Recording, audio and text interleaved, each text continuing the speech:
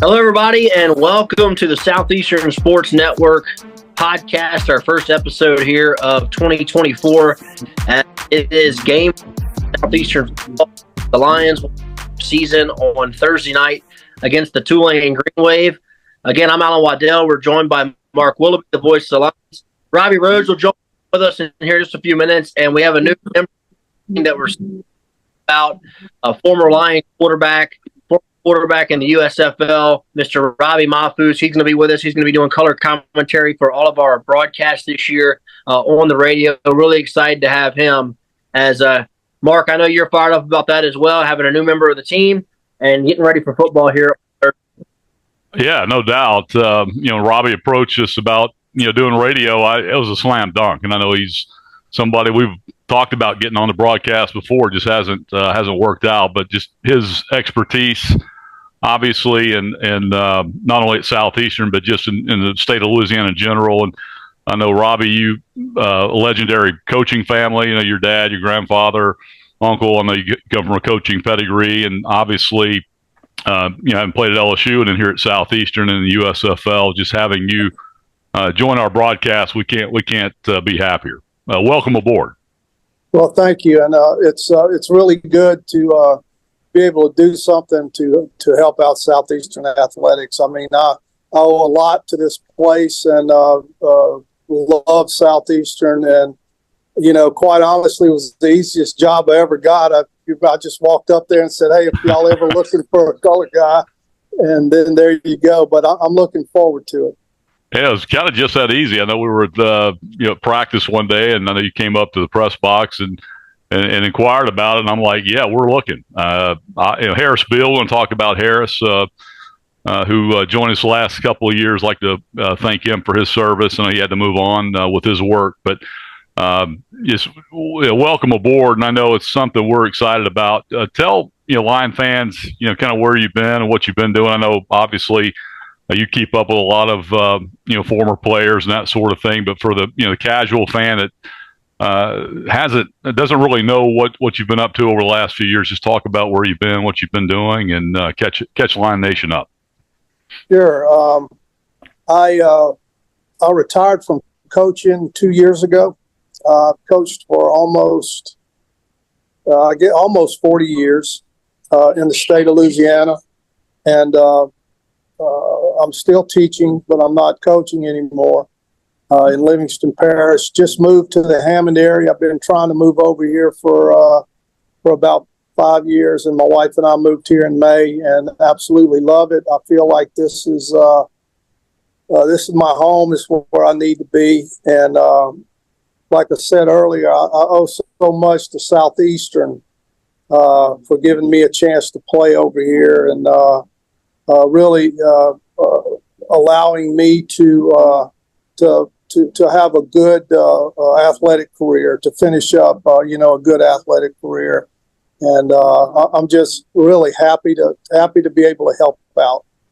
Robbie, good, Alan. Let me jump in here for just a second. We had a chance to get Mr. Larry Heimel to come down and give some comments about you, because the thing that's unique about Southeastern football is it's really two eras. It's pre when football went away, and then post when football's come back, because we had that break there in the middle.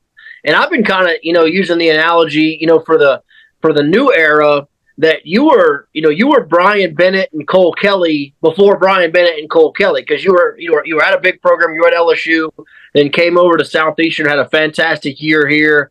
But I guess talk about catching our fan base up to what that decision was like of whenever you left Baton Rouge and came to Hammond, and y'all had a fantastic season in your lone year here at Southeastern. Well, right, I think Mark mentioned it earlier. My dad coached here from 66 to 71. I grew up here. I was that guy, that gym rat that went to all the practices when my dad was coaching, and when the time came for me to make a decision on whether to stay at LSU and just be a backup or to find a place to actually go play, I only had 1 year of football left. Johnny Wells had just graduated from Southeastern. The program was it was a phenomenal program in the state, and it worked out well, you know. And I've known Coach Lofton since I was 6 years old, and he was the head coach. And it couldn't have worked out better. And we had some good players. That era at Southeastern, late 70s when Billy Brewer got here through when I played, there were some really good athletes over here, and I was very lucky to land at Southeastern. Robbie, talk about that. You said great players. It truly were great players. A lot of guys went on to the NFL. I know you played in the USFL, and I know you teammate Mac Boatner also played in the USFL and NFL a little bit. Before that, Donald Dykes, Calvin Favron on a couple of years prior to you, and then even going back into the 60s, Billy Andrews, Ronnie Hornsby, and also Maxie Williams as well with the Dolphins. So Southeastern has had a long history of great players, great ball clubs. You know, understand Galloway, we know that, and you know, it didn't just start in 2003 when football came back. And I think a lot of the new guard doesn't realize what went before. And that's kind of what we want to do on this podcast is just kind of educate our fan base, especially the younger generation, on where that foundation was laid. I know we had the 17-year gap, but there's been a lot of history at Southeastern. Yeah, Southeastern historically, you know, before the program went away, was that team that always played tough. You know, didn't matter who they were playing. You know, I watched Terry Bradshaw come to Southeastern. I watched Roger Staubach play at Strawberry Stadium. And we always had tough teams. And, gosh, I can't tell you how, coming from LSU to Southeastern, I don't just how proud I was to be a part of the Southeastern team, because these guys were tough. They were tough as nails. You know, they're 4 or 5 could have played anywhere, and but that's when I think of Southeastern, I think of, you know, that team that went up to Boise State in 1980 and beat the team that eventually won the national championship. And, you know, those teams didn't back down. We didn't win every game, but we didn't back down from nobody.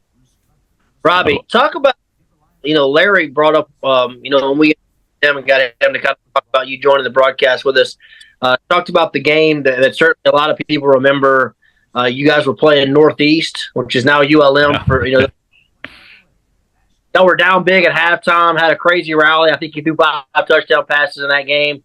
That was certainly a really good football team you were going against. But talk about that. I know that's kind of one of those where were you moments, you know, in Southeastern football history, as that was a big time performance and a comeback for the Agents. Right, and the thing about that, that wasn't our first comeback. We had 2 other games before that where we scored 19 points in the fourth quarter to win. Stephen F. was one of them, and Troy was the other one. So, you know, we knew how to do it. We knew, you know, we didn't panic or anything like that. But the thing about that, you know, I threw 3 interceptions in the first half. I was 1 out of 7 with 3 interceptions. And Coach Lofton stuck with, you know, and I was the kind of guy where, you know, I got us into this hole, you know, damn it, I'll just give me some time and I'll get us out of it, you know. And that was really, it's hard to explain it, but to this day, and you know, I coached for almost 40 years, I tell my kids, you're never out of a ball game. I mean, we're down 31-7 with 10 minutes to go in the third quarter, you know, and 40-21 with 10 minutes to go in the ball game. And all you got to do, and, you know, I say all you got to do, but score a touchdown, hold them, score another touchdown, and doesn't matter what the score was before that. Now you're back in the ball game. And, yeah, that was that was a really exciting game, and we didn't make any mistakes in the second half. We made zero on offense. Everybody executed, and we came back and won it. That was a great night for football, no question about it. Tell folks how good David Patterson was, receiver. David was about 5'8", and he played like he was 6'2". I can't tell you how many times I just threw the ball up and let him make a play. He was phenomenal, and he was our. We didn't have a whole lot of speed at wide receiver, but David could get open. He was a really good receiver. Robbie, I want to ask you this. Certainly you're one of the guys that a lot of people remember from the era. Again, like you talked about, a really good era in Southeastern football. I guess, how disappointed were you when the program went away?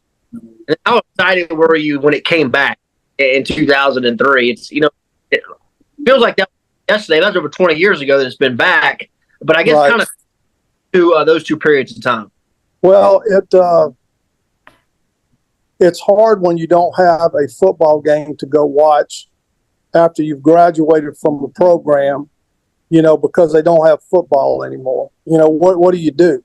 I had no place, and I'm not the only one, but we had no place to go watch football for almost 20 years, and that was tough. And there was more than one occasion where we thought we were going to get it back, and it didn't work out. And when we finally did get it back, and we got Hal Mummy, which gave us instant credibility, and we had an exciting team while he was over here.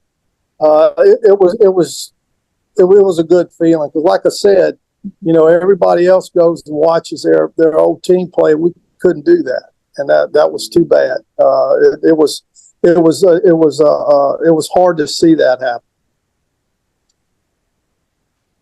Robbie Rhodes has joined the company here tonight. Robbie, any questions for Robbie Mahfouz? Well, Robbie, I'll tell you, when I left the booth with Mark, I knew eventually he tried everything he could to get another guy named Robbie up there with him. And so we're glad to have you with us, because we do it the best. But I'm excited. I did this for 11 years with Mark after being on the sideline for 5. And I tried to do the best I could. I thought you did a pretty good job. But I'm so excited. And we had Harris, who was, a football player here at Southeastern. But to have a guy like you joining us, who was a quarterback, who was such a big part of the game plan, the offense, touching the ball every play offensively. I think that adds so much validity to what we're going to do. I just want to say I'm really excited that you're going to be with us, and looking forward to it. Can you talk quickly about and forgive me if the guys have mentioned this, but just how you've gotten to know Coach Selfo since he's been here, and just your thoughts about what he has brought to this program since he took over as the head coach. Well, I'm glad you asked that. Frankie and I have known each other since high school. We played against each other. We were in the same district.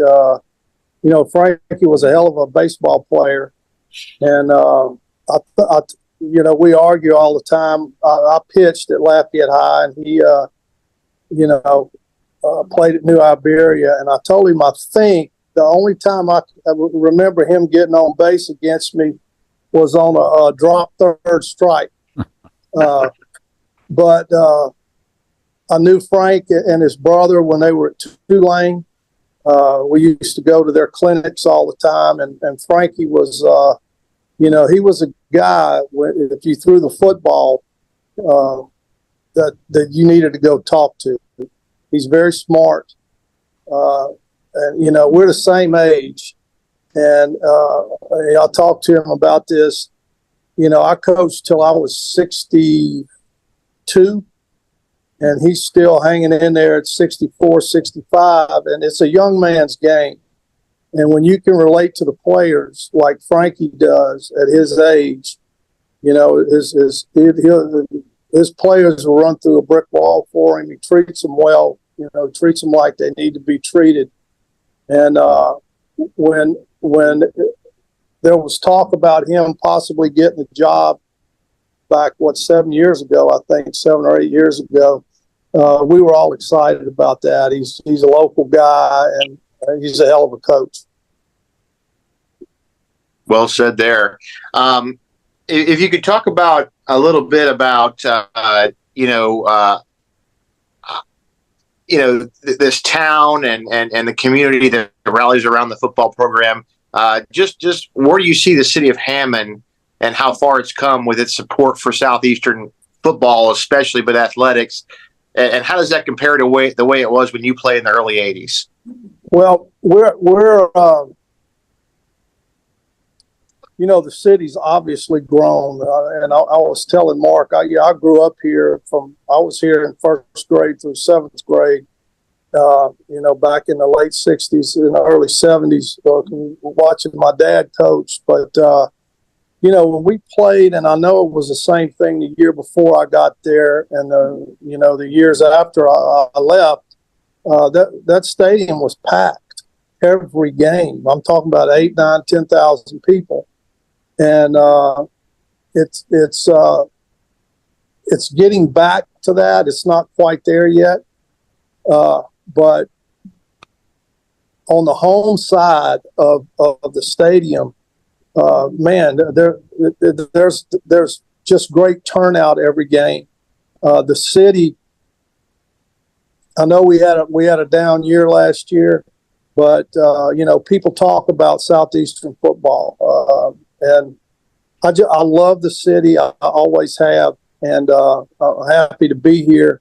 But hopefully, Frank, we can get it back together this year. Get some more people in the stands, and have a good year. But I love Southeastern. I think Hammond's a great city. Robbie, I know you got to go here in a moment.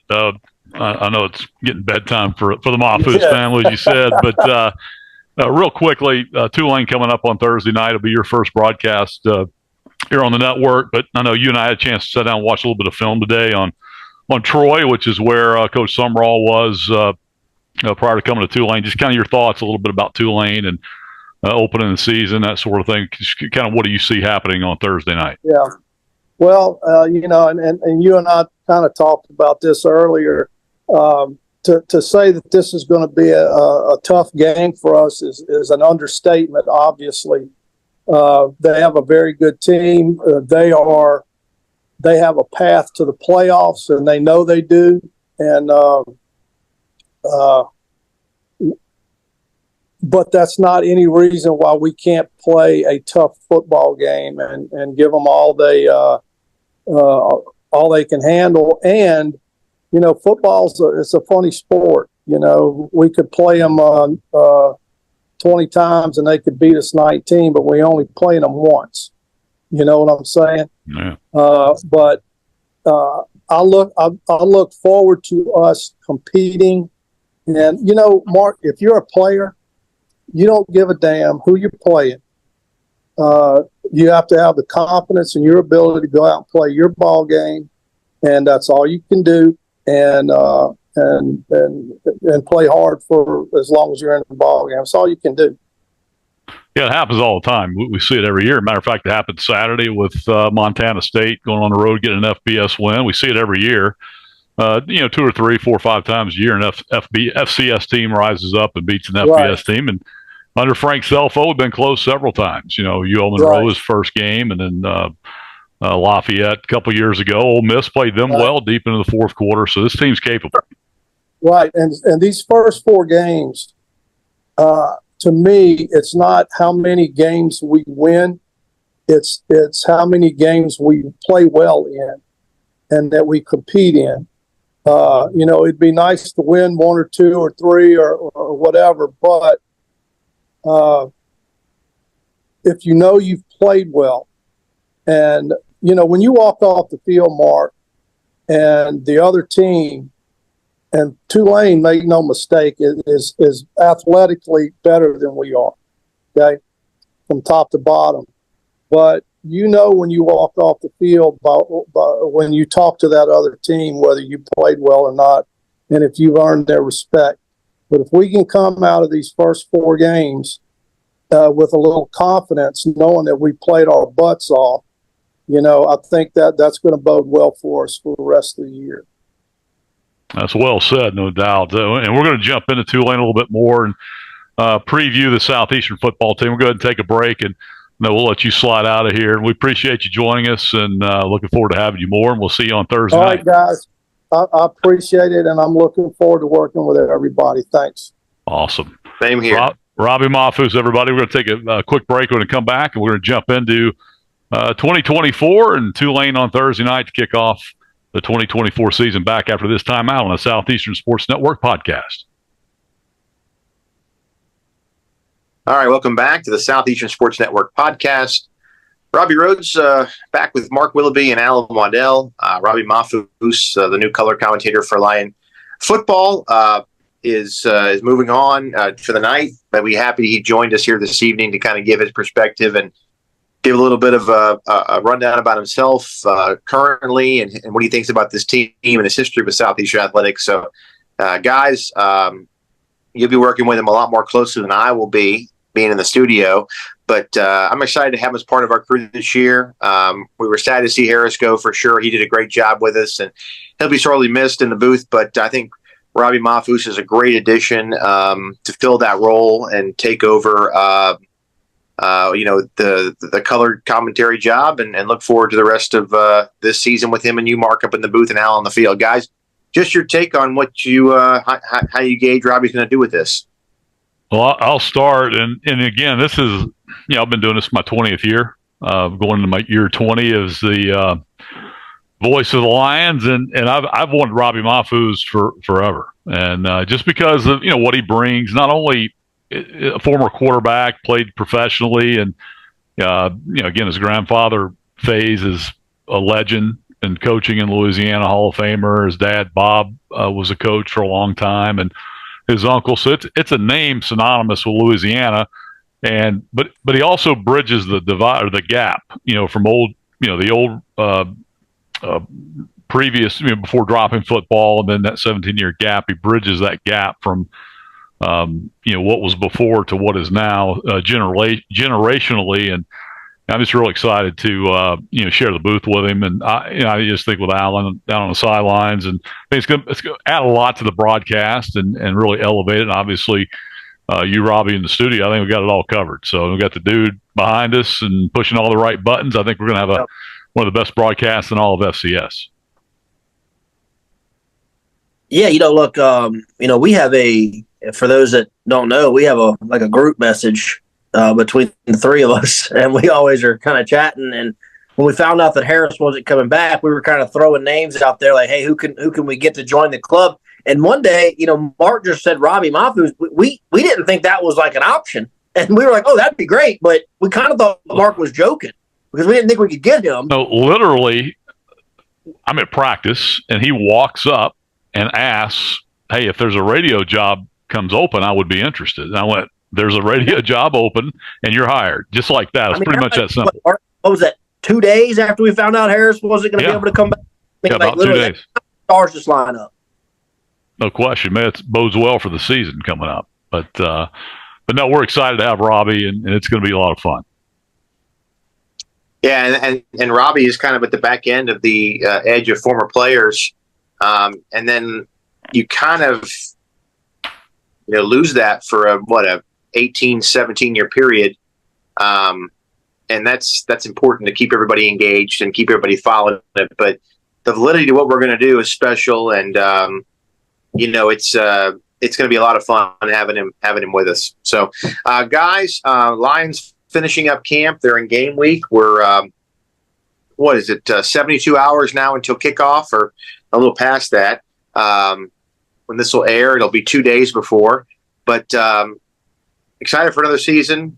Last year was obviously a very big disappointment. I think Coach Selfo and his staff have said that.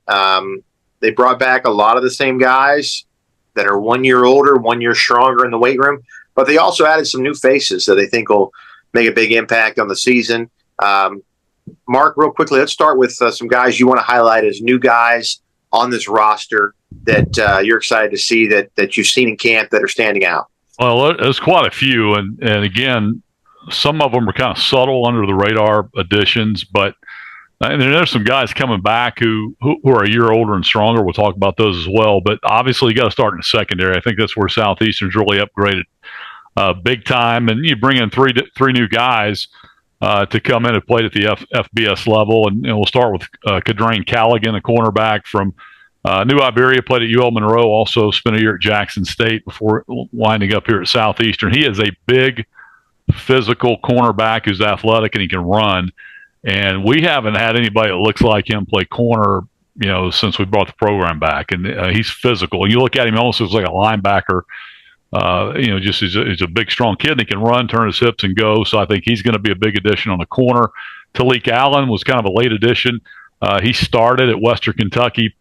Started 18, 19 games at Western Kentucky, and was their third leading tackler, I think, last year. A very good player, will fit in at safety. And then obviously Rudy Dyson from right up the road in Kentwood. It'll be a homecoming for him back to Tulane, where he started some games back in 2021 before he transferred to Southern, before winding up here at Southeastern. So those are three names, I think, in the secondary that'll be huge. And then offensively, get a couple of wide receivers come in, Errol Rogers and Brandon Hayes. Rogers from Liberty directly, but he played most of his career at UL Lafayette, where he caught 60 balls for the Cajuns. And then Brandon Hayes, who was a very talented player at Southern Miss, just had some injuries, but he's healthy. He's a big physical receiver. So those are two guys that will step into the receiver spot. And then Antonio Martin's a guy that four-star recruit out of high school, signed with Georgia Tech originally. And this guy had offers from Alabama and Florida, and I mean, you name it, the who's who of FBS programs. Stayed home at Georgia Tech, ended up at Blinn Junior College, played 1 year there, was an all-conference player, and then he's here at Southeastern. He's healthy, and I think he's going to be a big addition to the running back room. And then obviously, you got some guys back. Caleb Proctor's a year older, who's really coming into his own. And another guy on the defensive line I'd like to talk about real quickly is Warren Peoples, who originally played at Memphis and then was at Northern Iowa. He's going to bring some speed off the edge at defensive end. He's a good one. And then Jaden Lewis from from Arkansas State is going to give some punch in the pass rush inside. So those are the key new additions, and it's going to really upgrade this line roster. Alan, your thoughts on some guys that are coming back that you see on that roster that have been impact players and maybe expect a little bit more out of in 2024? Well, yeah, look, let's back over just a second before I get into that. Look, 2022, this team wins the conference championship, has a fantastic year. You're a fumble out of the end zone for probably going to the quarterfinals and taking on North Dakota State. And, they always say it's the truth. It's once you get to the mountaintop, it's hard to stay there. And, I think that Coach Selfo addressed a lot of the issues because let's just call a spade a spade. That team got raided by the transfer portal. And that's something that I don't think anybody was ready for.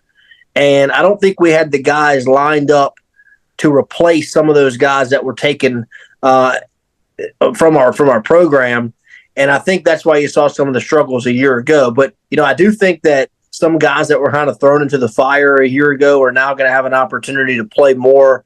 They played a lot last year, and now you add some newcomers with that.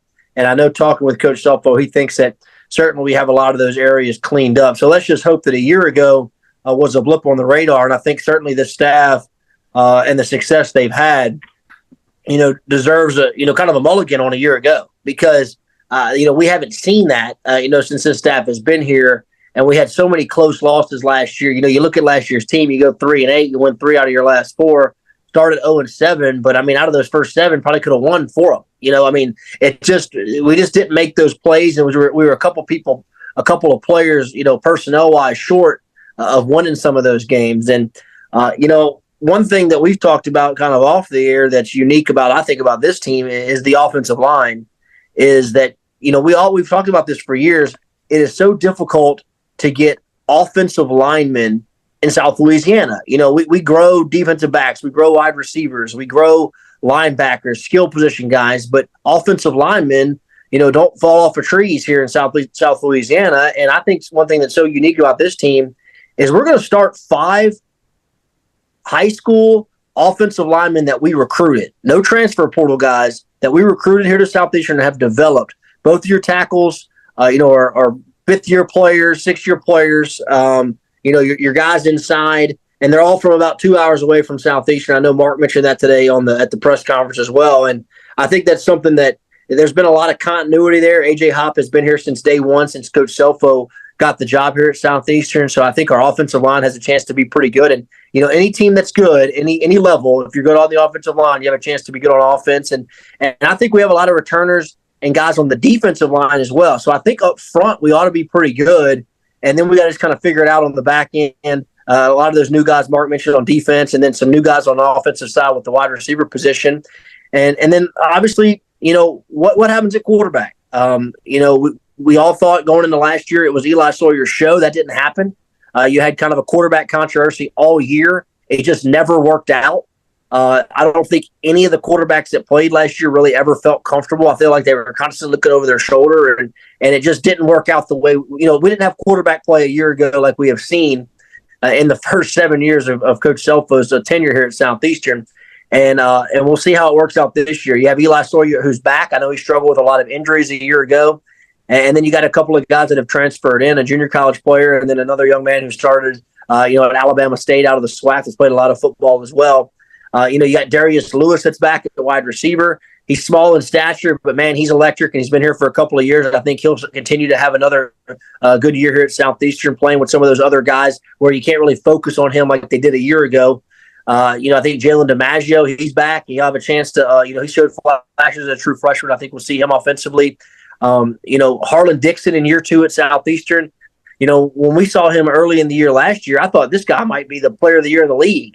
And it just didn't kind of work out that way. I don't think he played as well as he could have down the stretch of the season, especially in the middle games there. Really wasn't comfortable, but maybe he'll have a bigger year this year in a different role a little bit because, the running back Mark just talked about, when you go to practice, when you go to the scrimmages, he just looks different than anybody we've had in a long time. Kind of back to the Jay Lucas style, Mark. Maybe that's a good comparison of what this young man, the kid out of Atlanta that came from Flint Junior College. But that's what I'm looking forward to. Dante Daniels on defense, he's back again, kind of an undersized linebacker, but, man, makes a lot of plays. He's really the perfect size linebacker for our league, in this league that everybody wants to spread it out and throw the ball. Makes a lot of plays out in open field and in open spaces. KK Reno's played a whole lot. He's back at linebacker as well. I'm excited about the team. That's what's so unique about this new era of college football that we're in, that every year you have a different team. You got a bunch of new players. Which team and which coaching staff can coach them up and get them ready to play from day one. That's the teams that have success, and who can get better as the year goes on. So when you try to get towards the end of the year, when it's championship time, when it's playoff time, who's gotten better, what teams have gelled, because there's going to be a lot of teams that brought in a bunch of transfers that aren't going to gel. I mean, you look at what McNeese did last year. They brought in all those transfers. They didn't win a game. That's just every year it's kind of a crapshoot of what your program and what your team is going to look like, because it's such a year-to-year thing now than it was, in traditional college football that we're all used to growing up with. It's a new era, and you better adapt or you're going to get left behind. Yeah, it's, you watch practice, and again, it's camp and it's practice. They're banging on each other. But just when you go out and you look and you evaluate, what does this team look like on the hoof? This team looks a lot better. It's longer. I know Coach Selfo's talked about that a lot. That was one of the things he talked about in the press conference today. They're trying to get longer and quicker up front on defense, more leaner, more athletic guys. They certainly are. If you look at it, you got guys with some quickness off the ball inside. You've got some pass rushers. Shamar Pearl's back as well, and looks like he's improved, and he certainly brings 6'5", 6'6", some length and some bursts off the edge. I talked about Warren Peoples earlier, and you got Josh Randall back, who's a bullet pass rush specialist, coming back as well. Rowan Briggs is back. He's better. He's longer. He's stronger. Peyton Anderson's gained about 25 pounds. He's pushing about 280, 285 now inside at deep tackle. Young man Dorian Davis is really developed. I know he's elevated into that number 2 role inside at defensive tackle. He's down to about 295 and moving well. And then we talked about Caden Lewis. I mentioned him, a newcomer, another speed rusher inside. And Caleb Proctor has probably had as good a camp as anybody. I think everybody's going to be surprised that, at 200, he's listed at 280, maybe more like 270. But just very active and just lives in the backfield all during camp. And excited to watch him play. And you talked about the linebackers. Dante Daniels healthy this year. And, KK Reno. I mean, I think that bunch is going to be really solid as well. And then the secondary, I just think that's going to be a big improved area. Tylan Cooper's back for his sophomore year on the other corner as well. And then Coriel Pierce is a guy who I think is going to take a big step forward. And we all seen Goodley last year. I think Pierce has got a chance to maybe fill that role. And then just several other guys I think have a chance to really elevate the defense. So overall, I think this team is better. Obviously, the schedule is what it is. And I think, Lion fans and Lion Nation is going to have to have some patience with this football team as you play the likes of Tulane, Southern Miss, Eastern Washington, South Dakota State in the first 4, then go on the road to Tarleton. I don't know what the results will be of those 5 games, but I think this team's going to be, better equipped to go in those games and fight and compete for 4 quarters. Special teams, you lose one of the best punters in Lion history in Austin Dunlop to graduation. Riley Callahan will come back and take the field goal roll back.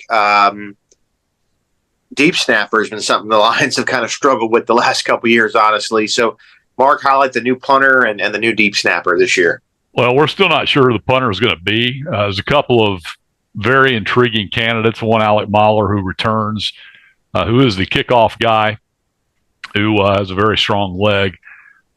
He's got a great leg, and his leg strength similar to Austin Dunlap, very similar type leg strength. We got another young man named Jack Hunter, who's a left-footed punter from Phoenix.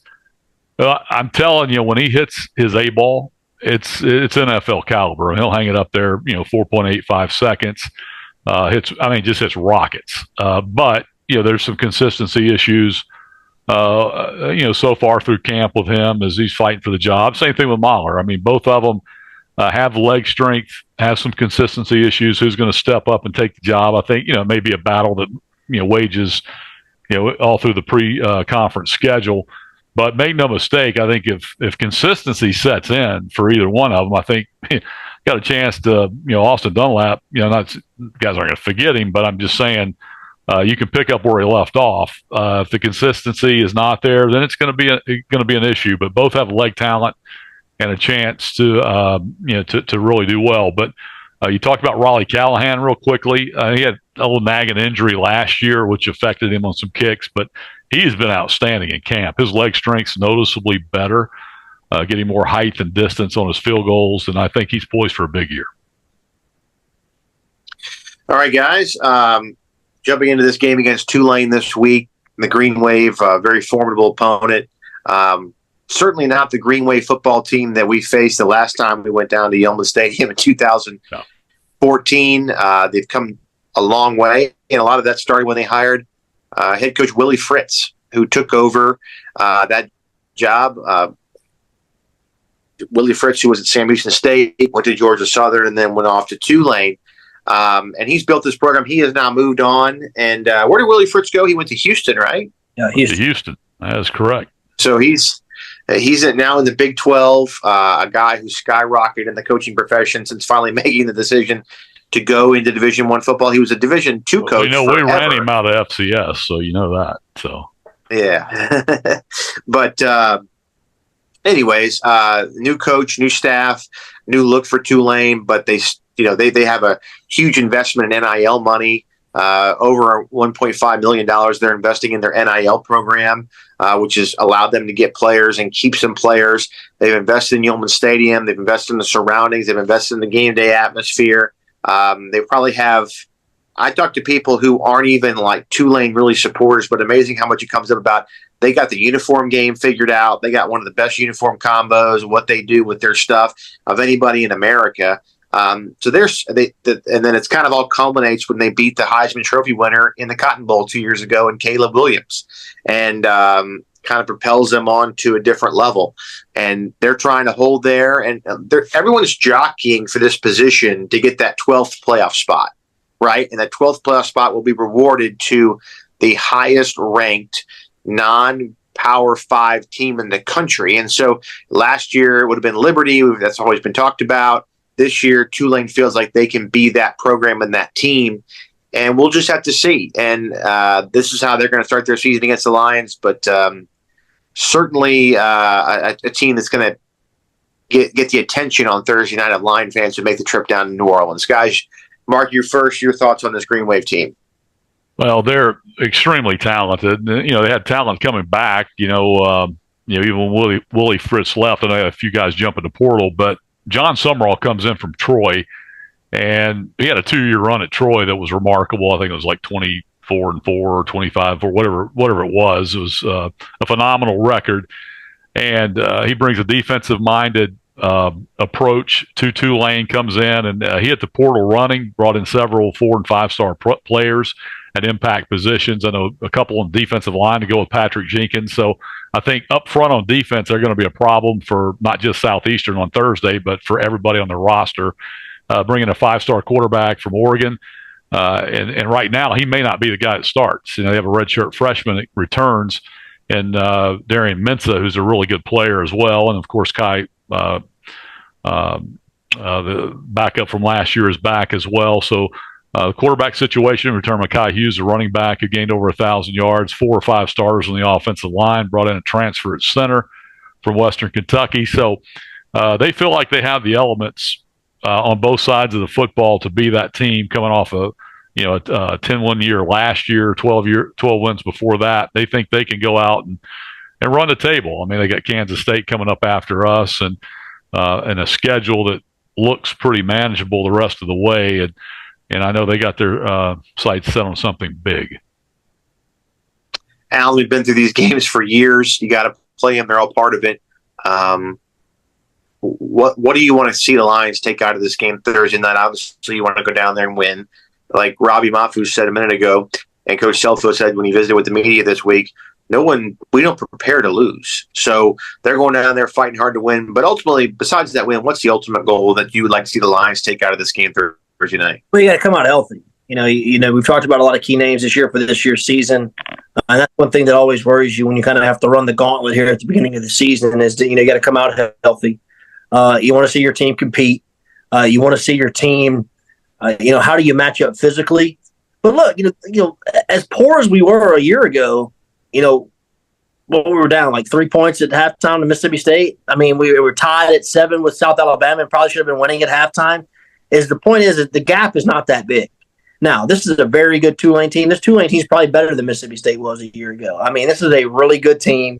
I think one thing our fans are going to make the trip to Tulane, you'll see, not only with Yeoman Stadium, it's kind of hard to believe it's already 10 years old, but they have gone all in on football. I mean, all in. They've redone their locker rooms and all their stuff, and their personnel and their NIL dollars is, that group with, Punch Soulis, Tajay Spears a couple years ago, who's now in the NFL, and then Michael Pratt, and they just elevated that program to new heights, and I think they almost gave them a taste of what they could be.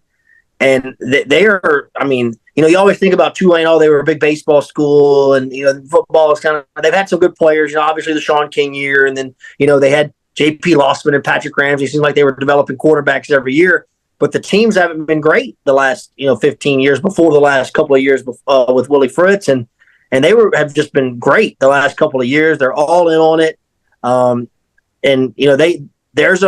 What's different about a group of 5 team today than it was at this time last year is there's a path. There's a path to be playing postseason football. And, so those teams that were close have decided they're going all in. And I think Tulane's one of those teams. And it's going to be a very tough game for us. Hopefully we can play well. The best part about it is we're getting paid to go down there, and it's a day trip. We don't have any expenses. We're going to drive down to New Orleans. We tried to play this game in the COVID year when it got canceled because of COVID. And it's, you think about this, how far Tulane football's come. The last time we were at Tulane, at opening kickoff, we were favored to beat them. We didn't beat them, but in the bookie eyes, in the betting world, Southeastern was favored in 2014 against the Tulane Green Wave. It didn't work out that way. They ended up beating us that night. We had some turnovers and stuff, but I'm excited to go down there and see this Tulane team up close. I think they have a really good team, but I also expect us to play well. One thing you can say, you probably take, and Mark, you correct me if I'm wrong here, but you kind of take the FAU game out. Man, we've played well in all our FBS games since Coach Shelpo has been here. Other than that FAU game, which was kind of a weird, lightning delay, we get stuck over there. But I mean, you think about even when we played well at LSU, we played, well at Ole Miss.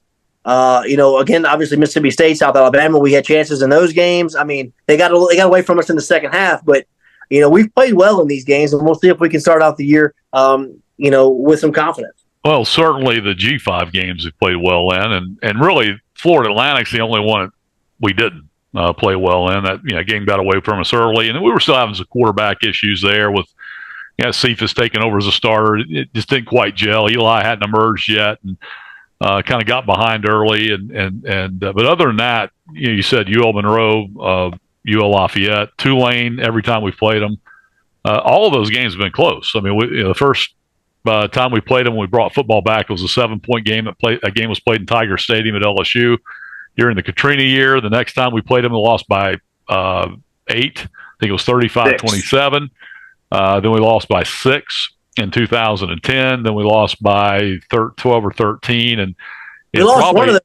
Remember, we played them. It was like the hurricane year. That was 2011. That game was entertaining. Southeastern rolled up almost 500 yards total offense in that ball game, and lost 47-33. I think was the score. And then probably the most. We kicked that game off at like 10 in the morning or something like that. Crazy. Yeah, we weren't sure we were going to play it, and got up, drove down, played early, and represented well. But that was a Southeastern team that wasn't very good on defense that year, and we just couldn't stop anybody. But certainly offensively, put up a lot of numbers. And then, of course, probably the most disappointing game was that 2014 game 10 years ago to this year. The second game ever played in Yeoman Stadium, and Southeastern, as Alan mentioned. I remember, I think it was like a 7-point game early in the week. It went down to 4, and then by the time kickoff came that night, Southeastern was actually favored to win. And, we were ranked third. We were ranked number 3 in the country in that game. Yeah, 2-0 coming in. Tulane was 0-2. 2 tough losses to, I think, Tulsa and Georgia Tech, I think, at home. And just didn't play well in the first half of that ball game. Got back in it late, but lost 35-20. So that's kind of been the history with Tulane since 2005.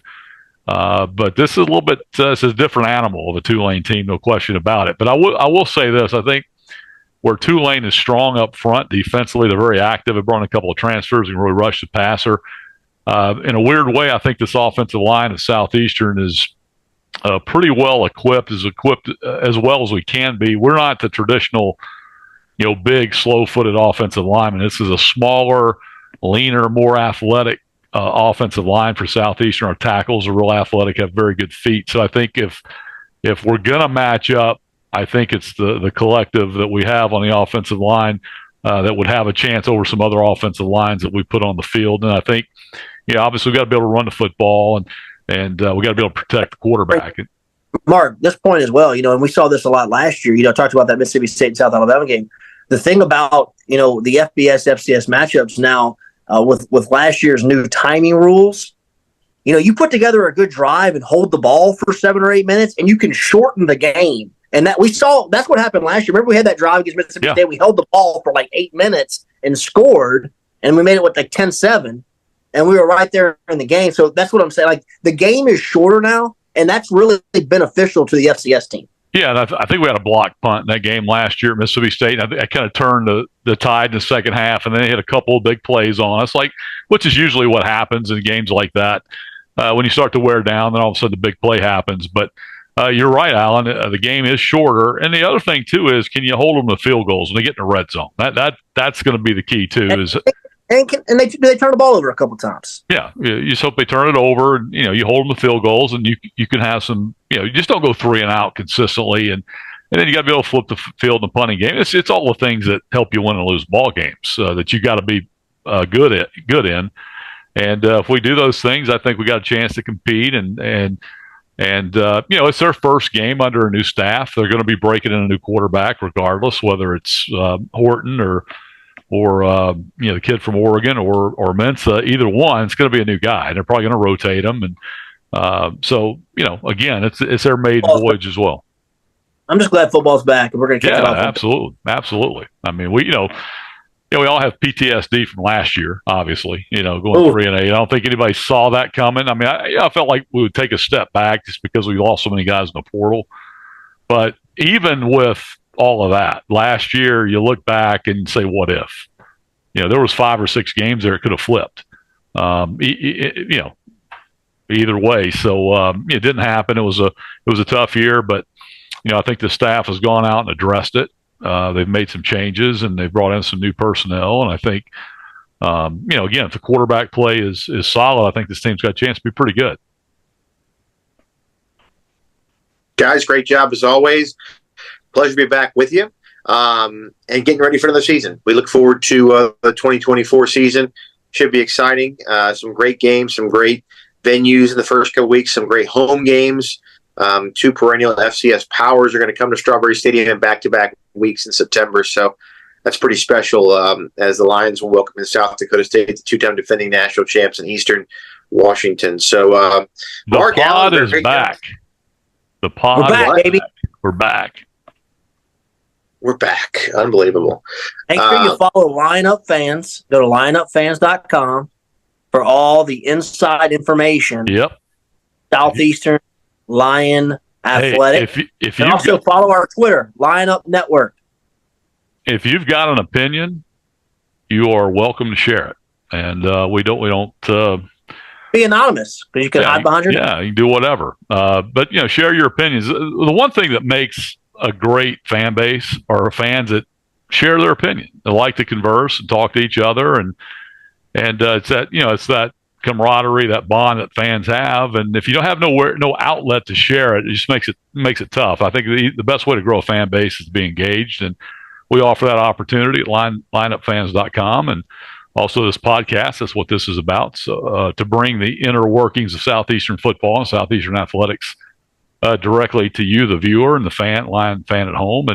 And sometimes, we try to tell it like it is as much as we can. I mean, obviously we're homers, don't get me wrong, but sometimes you got to tell, hey, here's the issues, and it's where we got to get better. So we're all in it together. And look, also, our Twitter at Lineup Network, so we're going to go to the press conference every Monday and get sound bites from Coach Selfo. They're already up from the first one this year. And then after the games, we try to get sound bites as well. So if you want good video and soundbite coverage, Lineup Network. Yeah, if you want to see and hear from the players and coaches, this is the place to do it. And we're going to give live action video. The emotion after a game, hopefully after wins, but also sometimes after losses, and really can engage the fans, and it's going to be exciting. And then always we're on the network. Whatever network affiliate you listen to around Southeast Louisiana on the North Shore, you can catch us there again this year live on the airwaves. And former Lion quarterback, great Robbie Mahfouz. Yeah, Robbie. Also, Coach Selfo's radio show, which I'm back for another year. I've been doing this a long. Yeah, tonight. It's going to be at Brady's this year. So we're back in downtown. We're at Brady's in downtown Hammond. I know a lot of people are be excited about that. I love it being downtown. Love it. Brady's is where it's always should have been. Never should have left. I know that when you, Alan. I agree. I thought that was kind of a great place. So, but I'm excited it's back there. And Brady's is one of the landmarks of the city of Hammond and downtown. Wouldn't y'all say Brady's the Brown Door? The restaurant business is tough, and Brady's has been here since, 1979, 1980, right in there. So it's been here a while, and still kicking strong. Just went there and ate today. So Brady's Restaurant, free plug here. We don't mind doing that, but glad to have it back at Brady's. Glad to have Ellen back doing it, and just continues to roll on like a veteran he is. Mark, how happy are you? There's another Robbie back in the booth with you. I love having Robbie in the booth with me. You know what? I miss having you in the booth, Robbie. I really do. But but I know you got bigger, better things to do, and you're really manning the studio, the network control, pushing the command center, pushing all the right buttons. Oh yeah, on the pregame and postgame show. But no, it's going to be exciting to have Robbie Mahfouz in the booth, and his expertise and just bringing his insight. Him and Alan, because Alan, here's from the the sideline. Here's the question: Who has the best arm, you or Robbie Mahfouz? Probably better. No, Robbie Mahfouz could sling it. He had a good arm, had a great arm, and he could throw the oblong ball a little better. I might have the round one sewed up. Let me tell you, Robbie Rhodes, there's some serious velocity up in that booth this year. Sling the heat. But no, it's going to be fun. It's going to be fun. Guys, great job as always. We'll talk to you next week as we hope we talking about a Lion win or really just the Lions play good and come out healthy, as Alan mentioned. But previewing the USM Golden Eagles next week as the Lions get ready to go back to Hattiesburg for the first time since 2011. Should be a lot of fun. Guys, thanks a lot for Alan Waddell and Mark Willoughby, the voice of the Lions. Also want to thank our special guest, the new color commentator, Robbie Mahfouz, for joining us this week. We'll see you next week, everybody. Thanks for joining us. Have a good night. Line up. Line up.